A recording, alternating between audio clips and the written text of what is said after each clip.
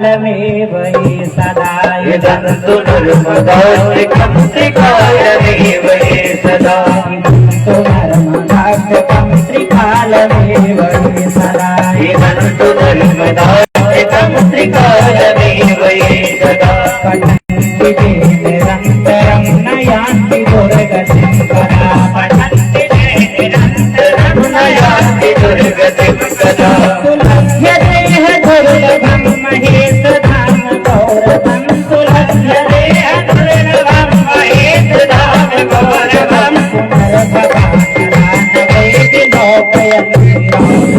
पुनर्भवान् रावणवै विलोकयन्ति रौरवं पुनर्भवान् वै विलोकयन्ति रौरवं पुनर्भवान् रावणवै विलोकयन्ति रौरवं त्वदीयपादपङ्कजं नमामि देवि नर्मदे त्वदीयपादपङ्कजं नमामि देवि नर्मदे नमामि देवि नर्मदे नमामि मातु नर्मदे नमामि देवि नर्मदे नमामि मातु नर्मदे नमामि देवि नर्मदे नमामि मातु नर्मदे नमामि देवि नर्मदे नमामि मातु नर्मदे। और कहा जो भी मनुष्य प्रातः काल, दोपहर के समय और सायंकाल तीनों टाइम इस नर्मदाष्टक का पाठ करते हैं उनको किस फल की प्राप्ति होती है। तो कहा पठन्ति ते निरंतरम न यान्ति दुर्गतिम कदा। उनकी कभी दुर्गति नहीं हो सकती। दुर्गति किसे कहा? बोले बुरी गति। कभी उनका बुरा समय नहीं आ सकता। जो श्रद्धा और भक्ति के साथ मां नर्मदा के इस अष्टक का पाठ करते हैं, इन 8 मंत्रों का जो जीव पाठ करता है उसकी दुर्गति नहीं होती। तो महर्षि मार्कंडेय से किसी ने पूछा क्या बस इतना ही होगा और कुछ लाभ? बोले और भी लाभ मिलेगा। तो कहा और क्या होगा? बोले सुलभ्य देह दुर्लभम। इसी शरीर से जो दुर्लभ पद है भगवान शिव का जो लोग वह जीव मात्र को प्राप्त हो जाएगा। और फिर कहा शिवलोक प्राप्त हो जाएगा। तो क्या शिवलोक से इस लोक में नहीं आना पड़ेगा? बोले बिल्कुल नहीं आना पड़ेगा। जो नर्मदाष्टक का पाठ करेंगे उनके संपूर्ण दुख नष्ट हो जाएंगे, दुर्गति नष्ट हो जाएगी, भगवान शिव का धाम जो है वह सुलभ हो जाएगा। और पुनर्भवान् वै विलोकयन्ति रौरवम्। फिर दोबारा कभी इस संसार में उनका जन्म नहीं होगा, अर्थात इस रौरव नरक में नहीं आएंगे। रौरव नरक कहा गर्भवास को, फिर गर्भवास में उनका जन्म नहीं होगा। ऐसी मां पतित पावनी जगत जननी नर्मदा और इन्हीं की चारु चरितावली का श्रवण लाभ महर्षि मार्कंडेय महाराज युधिष्ठिर को करा रहे हैं। और कल महर्षि मार्कंडेय ने जिस स्थान पर महर्षि युधिष्ठिर को विश्राम कराया था, आप और हमने अपनी यात्रा में जहाँ विश्राम किया था, अब वहीं से पुनः अपनी यात्रा को हम आगे प्रारंभ करते हैं। जागेश्वर तीर्थ पर आप और हम कल की यात्रा में रुके हुए थे। आगे जो है दधीच आश्रम है। दधीच आश्रम पर दधीच ऋषि ने तप किया। ये वही महर्षि दधीच हैं जिन्होंने अपना शरीर देवताओं को दान कर दिया और जिनके अस्थियों से वज्र का निर्माण हुआ और वृत्रासुर का वध हुआ। ऐसे ऐसे दानी हमारी इस धराधाम पर हुए जिन्होंने अपने शरीर तक का दान परोपकार के लिए कर दिया। देखो संसार में जो परोपकार का व्रत जिसने अपने जीवन में धारण कर लिया है उसे संसार में फिर कोई भी वस्तु दुर्लभ नहीं है। भगवान श्री राघवेंद्र सरकार गीधराज जटायु को अपनी गोद में लेकर कहते हैं, जटायु तुमको यह जो गति मिली है यह तुम्हारे कर्मों के कारण मिली। तो समस्त ऋषि मुनि विचार करने लगे कि यह गीध एक तो जाति से पक्षी है, दूसरा अधम पक्षी है। गीध अधम भग और आमिष भोगी। अधम पक्षी होता तब भी चल जाता, लेकिन इतना अधम है कि ये तो मांस का भोजन करता है। लेकिन इसके बाद भी इसको भगवान ने वह गति दी जो योगियों के लिए दुर्लभ है। समस्त ऋषि मुनि बैठकर उस दंडकारण्य में विचार करने लगे कि आखिर गीध की यह गति हुई क्यों। हम तो अनंत जन्मों से भजन कर रहे हैं, तप कर रहे हैं, लेकिन आज तक भगवान की गोद सुलभ नहीं हुई। और गीध को भगवान अपनी गोद में लेकर आंसू बहा रहे हैं। इतना दुख भगवान मना रहे हैं कि जितना कोई पुत्र अपने पिता के वियोग पर दुख मनाता हो। भगवान से किसी ने पूछा कि गीध राज्य में ऐसी क्या योग्यता थी, ऐसा क्या गुण था, ऐसा कौन सा उनका भजन था, ऐसा कौन सा तप था जिसके कारण से गीध राज जटायु को जो है आपने गोद में लिया और उनके अंत काल पर आपने अपनी आंखों से अश्रुपात करते हुए इतने व्याकुल हुए। तो भगवान श्री राघवेंद्र सरकार ने कहा कि गीधराज जी में भले ही लाखों अवगुण आपकी दृष्टि में हो, लेकिन गीधराज में एक परम गुण था। और वह परम गुण क्या, तो लिखा श्री तुलसीदास जी महाराज ने, परहित बस जिन के मन माही, परहित बस जिन के मन माही, परहित बस जिन के मन माही, परहित बस जिन के मन माही, दिन कहूँ जग दुर्लभ कछुनाही, दिन कहूँ जग दुर्लभ कछुनाही, दिन कहूँ जग दुर्लभ कछुनाही, दिन कहूँ जग दुर्लभ कछुनाही।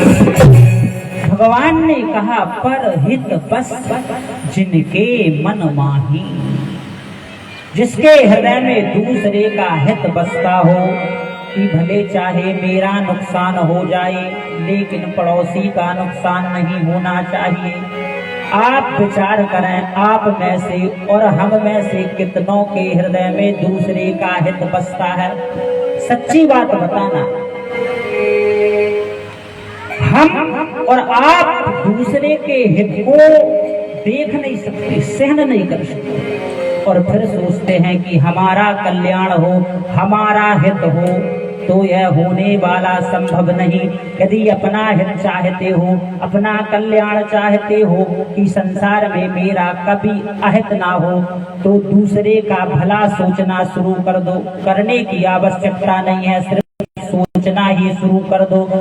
आज आप दूसरे का अच्छा सोचना शुरू करेंगे, भगवत कृपा से कल से आपके साथ अच्छा होना शुरू हो जाएगा। और भगवान यही कहते हैं कि परहित बस जिनके मन माही, तिन कहूँ जग दुर्लभ कछु नाही। उनको संसार में संपूर्ण सुख प्राप्त हो सकता है। इस संसार में ऐसी कोई वस्तु नहीं जो उस जीव को प्राप्त ना हो, जिसने परोपकार का व्रत अपने जीवन में धारण कर रखा है। और परोपकार को धारण करने में कोई कठिनाई नहीं है, सिर्फ दूसरे के हित में संलग्न होना है, बस। और भगवान श्री राघवेंद्र आगे कहते हैं, जल भरी नयन कहीं रघुराई, जल भरी नयन कहीं रघुराई, जल भरी नयन कहीं रघुराई,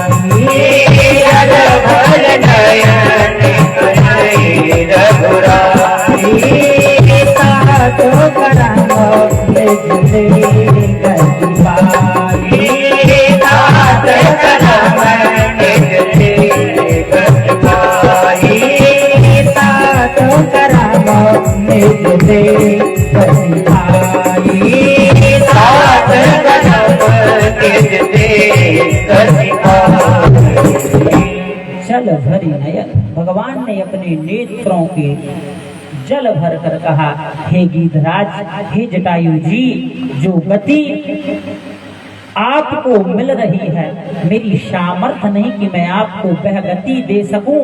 मैं भगवान भले हूँ, परमात्मा भले हूँ, लेकिन यह गति जो तुमको मिली है आज तुम्हारे कर्मों के कारण ही तुमको मिली, क्योंकि गीधराज जटायु जी ने जो है परोपकार करने के लिए अपने मरने तक की चिंता नहीं की। विचार करें, जिस रावण के लिए देवता थर थर कांपते थे और कोई भी देवता या दानव या मानव इस त्रिलोकी में नहीं था जो रावण को ललकार सके, लेकिन माता सीता की रक्षा करने के लिए गीधराज जटायु ने जो है उस जगत विजय योद्धा रावण को ललकारा।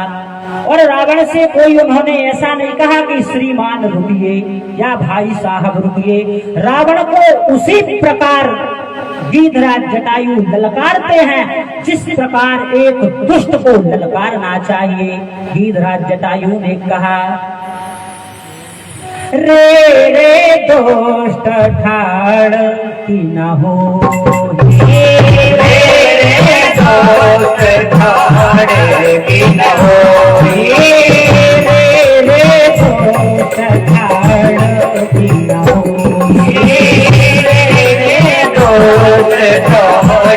की न होई, मेरा भय चल सिया जा नहीं मोई, मेरा भय चल सिया जा नहीं मोई। गीधराज जटायु ने ललकारा, है दुष्ट खड़ा था। इस साइड जगह बना ले भैया।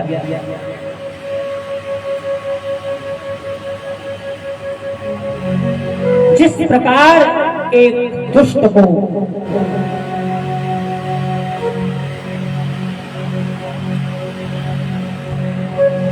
ललकारना चाहिए, उसी प्रकार गीधराज जटायु ने जो है रावण को ललकारा। जबकि जान रहे हैं जगत विजय योद्धा है, लेकिन गीधराज जटायु ने एक असहाय स्त्री की रक्षा के लिए अपने प्राणों की परवाह ना करते हुए रावण जैसे जगत विजय योद्धा से लोहा लेना स्वीकार किया, जबकि यह जान रहे हैं कि रावण से युद्ध करने में मुझे सफलता नहीं मिली, मेरी मृत्यु निश्चित हो जाएगी। लेकिन अपनी मृत्यु को जानते हुए भी गीधराज जटायु ने एक असहाय स्त्री की रक्षा के लिए रावण जैसे जगत विजय योद्धा को ललकारा। परिणाम क्या हुआ? गीधराज जटायु जो है युद्ध करते हुए धराधाम पर धराशायी हुए, दोनों पंख कट गए, भगवान का स्मरण करते हुए नीचे गिर गए। और उसी करणी का स्मरण करके भगवान राघवेंद्र सरकार आंखों में आंसू लेकर गीधराज की उस करणी का स्मरण करते हुए गीधराज से कह रहे हैं, गीधराज यह तुम्हारे कर्मों का फल है, क्योंकि जब एक असहाय स्त्री का हरण हो रहा था, मेरी पत्नी का जब दुष्ट ने हरण किया, तो उस समय ना कोई देवता सहायता के लिए आया, ना कोई दानव सहायता के लिए आया, ना कोई मानव सहायता के लिए आया। सिर्फ इस भारत वर्ष का पक्षी जो है, विचार करें हमारी सभ्यता कितनी आगे थी और आज हम कितने पीछे चले। भारत वर्ष का पक्षी तब एक असहाय स्त्री की रक्षा के लिए अपना सर्वस्व अर्पण कर देता है। यह भारत की सनातन संस्कृति की पहचान है। पक्षी तक स्त्रियों के आत्म सम्मान की रक्षा में अपना आत्म समर्पण कर देते हैं, अपने आप को बलिदान कर देते हैं। यह बात भारत की महानता को प्रदर्शित करते हैं कि हमारे भारत की ऐसी संस्कृति रही है, ऐसी महानता रही है, ऐसी परंपरा रही। और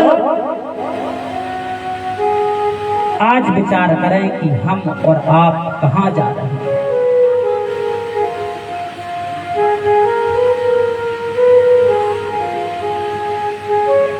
और गिरिधराज जटायु का जब प्राणांत भगवान की गोद में हुआ तो भगवान राघवेंद्र सरकार ने उनका अंतिम संस्कार उसी प्रकार संपन्न किया जिस प्रकार एक पुत्र अपने पिता की अंतिम क्रिया को संपन्न करता है। श्री तुलसीदास जी महाराज ने लिखा कि तेहि की क्रिया जथोचित निज कर की हीरा राम पदार बिंद धरी गीध गयों सुरधा। भगवान के चरणों का स्मरण करते हुए जिसे भगवान की गोद ही अंत समय मिली उसकी मुक्ति का क्या कहना, उसकी भक्ति का क्या कहना। अंत समय में जिसे भगवान की गोद मिल जाए।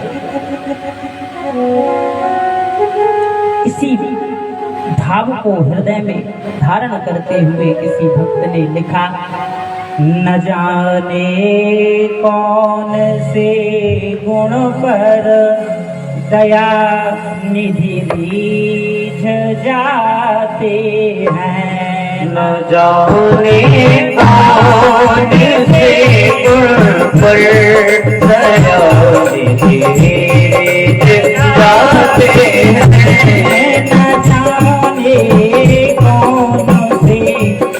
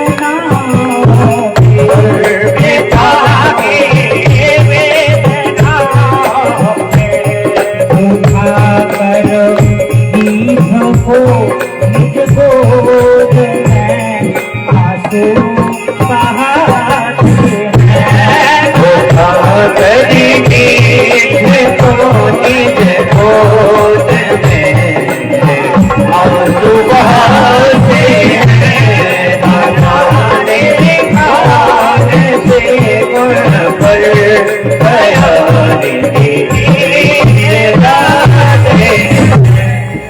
न जाने कौन से गुण पर दया निधि बीज जाते हैं। वही भगवान जब वनवास के समय दशरथ जी की वेदनाओं पर तनिक भी दुखित नहीं हुए, हंसते हंसते वनवास को स्वीकार कर लिया। लिखा श्री तुलसीदास जी महाराज ने प्रसन्नता ज्ञान कथा विषेकतस्तथा न ममले वनवास दुखता मुखाम्बुज श्री रघुनंदन में सदास्तु सा मंजुल मंगल प्रदा। कहा भगवान की वह मुस्कान राघवेंद्र सरकार की मुस्कान मेरे लिए कल्याणकारी हो। तुलसीदास जी ने कहा कि वह मुस्कान जो राज्य अभिषेक का संवाद सुनकर अत्यधिक प्रसन्न नहीं और वनवास की सुनकर जो मुस्कान फीकी नहीं पड़ी। भगवान श्री राघवेंद्र की वह मुस्कान मुखमंडल की आकृति मेरे लिए कल्याणप्रद हो। देखो विचार करें, यदि आपसे कोई कल कहे कि आपको अमुक अमुक वस्तु कल इतने बजे प्राप्त होने वाली है और वही वस्तु कल आपकी जगह दूसरे व्यक्ति को आपके ही समक्ष प्रदान करने का प्रस्ताव रख दिया जाए तो आपके और हमारे हृदय पटल पर किस प्रकार की वेदना होगी यह प्रत्येक व्यक्ति समझ सकता है। अरे हम तो संसारी जीव हैं, एक छोटी सी वस्तु में हमारा हृदय उथल पुथल कर देगा, घर में कलह हो जाएगा। यदि कोई वस्तु यदि बड़े भाई को मिलने वाली हो और घर वाले यदि निर्णय करके वही वस्तु की आज निर्णय हो जाए कि बड़े भाई को देंगे और कल निर्णय कर देगी बड़े को नहीं छोटे को मिलेगी, तो बड़े भाई का हृदय ही वह वेदनाओं से व्याकुल हो जाएगा, वही उसका प्रतिशोध करने लगेगा। छोटे को क्यों? हमारा भी अधिकार है कि हमको आपने पैदा नहीं किया, हम भी आपके पुत्र हैं, छोटे को नहीं हमको मिलना चाहिए। लेकिन भगवान राघवेंद्र सरकार जिनको कल राज्याभिषेक मिलने वाला है और यह राज्य कोई साधारण राज्य नहीं, दशरथ जी के धन का इतना प्रभाव था कि देवराज इंद्र तक अयोध्या के राज्य की कामना करते थे। जब दशरथ जी स्वर्ग जाते थे तो देवराज इंद्र बैठने के लिए अपनी आधी आसन हमेशा रिजर्व रखते थे, खाली रखते थे। दशरथ जी के लिए स्वर्ग लोक में जो है आधा इंद्र का सिंहासन हमेशा खाली रहता था। आगे हुई जेहि सुरपति लेहि अरध सिंहासन आसन देहि। आधा सिंहासन बैठने के लिए जिन महाराज चक्रवर्ती दशरथ जी के लिए इंद्र देता और त्रिभुवन तीन काल जग माही भूरि भाग दशरथ सम नाहि। दशरथ धन सुनि धनद लजाई। दशरथ जी के धन की जब गाथा यदि कभी देवलोक में चलती थी तो देवराज इंद्र कुबेर के साथ नीची गर्दन कर लेते थे कि इतना धन तो हमारे पास नहीं जितना दशरथ जी के खजाने में पड़ा हुआ है। इतनी संपदा थी अयोध्या। उस वैभव को भगवान श्री राघवेंद्र ने अपने भाई के लिए अस्वीकार कर दिया। यदि मेरे भाई को मिलेगा तो इसमें मेरी प्रसन्नता है।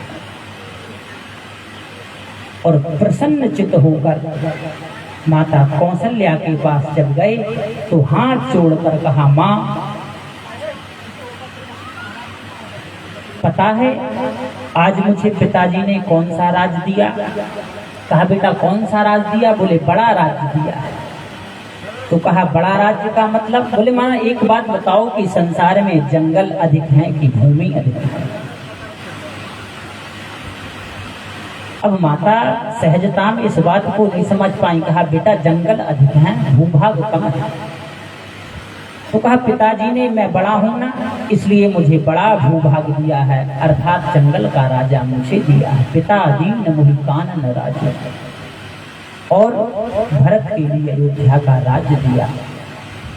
माता ने जब भगवान श्री राघवेंद्र के यह वचन सुने तो नेत्रों से आंसू की धारा लग गई और कहा कि पुत्र इसमें क्या सिर्फ पिताजी का ही अकेले का हाथ है या और भी किसी ने राज दिया? बोले माता कैकेयी के आदेश से मुझे वनवास दिया गया। तो माता कौशल्या कहती हैं कि यदि पिता की अकेली आज्ञा होती तो पुत्र मैं तुझे रोक सकती थी, क्योंकि पिता से अधिक शास्त्रों में माता को कहा गया। शास्त्रकार लिखते हैं माता का गौरव क्या है, तो शास्त्रों में माता का वर्णन करते हुए कहा कि माता पृथ्वी से भी अधिक बड़ी है, पिता से 100 गुना गौरव माता का श्रेष्ठ है। पितृणाम शतगुणम श्रेष्ठम मातृ गौरव उच्यते। शास्त्रकार कहते हैं पिता से माता 100 गुना अधिक बड़ी कही गई। क्यों कही गई? क्योंकि वह 9 माह अपने पुत्र को अपनी कुक्षी में धारण करती हैं और उसका भरण पोषण करते हुए पालन कर उसको जमीन से उठाकर बड़ा करती है। इसलिए माता का बलिदान पिता से अधिक है, इसलिए पिता से माता का गौरव श्रेष्ठ है। लेकिन पुत्र तुमने मुझे दुविधा में डाल दिया, कहा कि माता और पिता ने साथ में वनवास दिया है तो मैं अब कुछ नहीं कर सकती। यदि माता और पिता ने वनवास दिया है तो हे पुत्र, वह जंगल तुम्हारे लिए करोड़ों अयोध्या के समान हो जाए।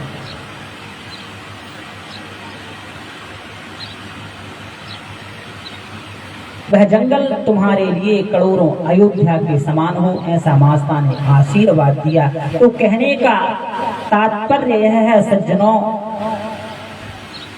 कि जीवन में यदि परोपकार आपने और हमने धारण कर लिया, फिर चाहे वह मनुष्य हो या देवता हो, यहाँ तक कि पशु पक्षी कोई भी हो, जिसके जीवन में यदि परोपकार आ गया तो संसार की समस्त वस्तुआं उसके लिए जो दुर्लभ है वह सुलभ हो जाएंगी। फिर उसको उन वस्तुओं की प्राप्ति के लिए अधिक कष्ट नहीं उठाना पड़ेगा। सहजता से जो दुर्लभ वस्तु है वह मिल जाएगी। और भगवान राघवेंद्र सरकार ने यही गुण की